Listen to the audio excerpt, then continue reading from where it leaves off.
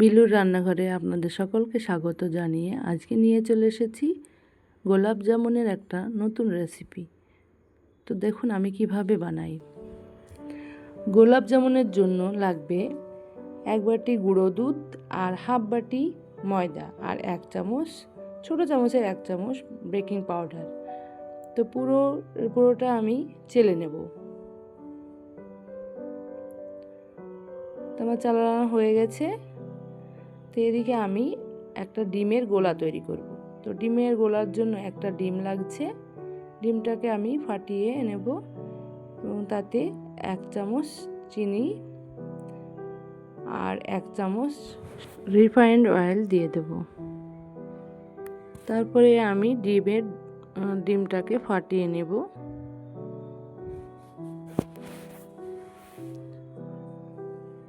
ডিমটা আমার ফাটানো হয়ে গেছে এবং সেই ময়দার সঙ্গে আমি অল্প অল্প করে ডিমের অংশটা আমি অল্প অল্প করে দিয়ে মাখবো।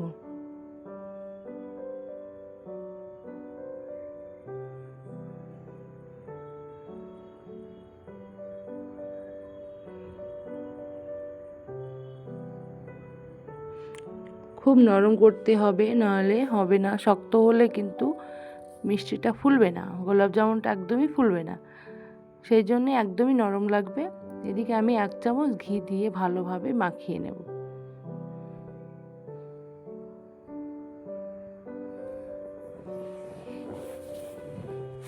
হাতে ঘি মাখিয়ে নিয়েছি। ডিমের গোল গোল করে শেপ করে নেব।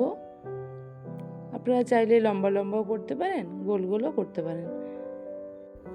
আমি একদিন লম্বা লম্বা করেছি, সেই জন্য আমি গোল গোল করলাম। তো এই দেখুন আমার মিষ্টিগুলো তৈরি হয়ে গেছে। এদিকে আমি চিনির শিরাটা করে নেব। তো চিনি শিরার জন্য 1 বাটি চিনি এবং 2 বাটি জল নিয়েছি। 2টো এলাচ, 2টো দারচিনি দিয়ে আমি ভালোভাবে নেড়ে চেড়ে নেব।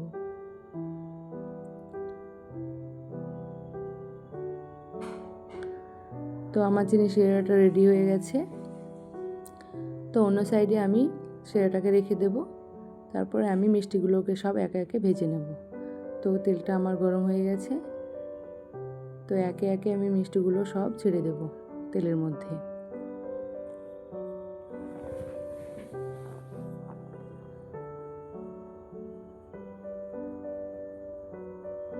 দেখুন অনেকটা একটা একটা করে ফুলে উঠছে।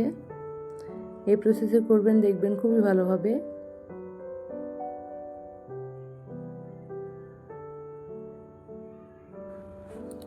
যখন ইচ্ছে করবে বাড়িতে বানিয়ে ফেলবেন আর আমাকে কমেন্ট করে জানাবেন যে কেমন হয়েছিল। তো আমার মিষ্টিগুলো খুবই ভালো হয়েছিল। তো এই প্রসেসে করলে নিশ্চয়ই ভালোই হবে। আমার যেমন খুবই সুন্দর হয়েছিল, নরম তুলতুলে হয়েছিল। আপনারা দেখেই বুঝতে পেরেছেন খুব সুন্দর এসেছিল। তো আমার ভিডিওটি যদি ভালো লাগে তো প্লিজ লাইক, কমেন্ট এবং শেয়ার করবেন এবং আমার চ্যানেলটিকে সাবস্ক্রাইব করে আমার পাশেই থাকবেন আর পাশে থাকা বেল আইকনটিকে প্রেস করে দেবেন।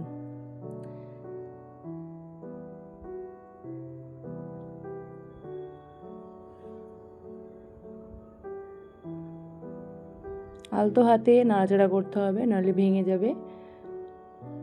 দেখুন আমি আলতো হাতে করছি।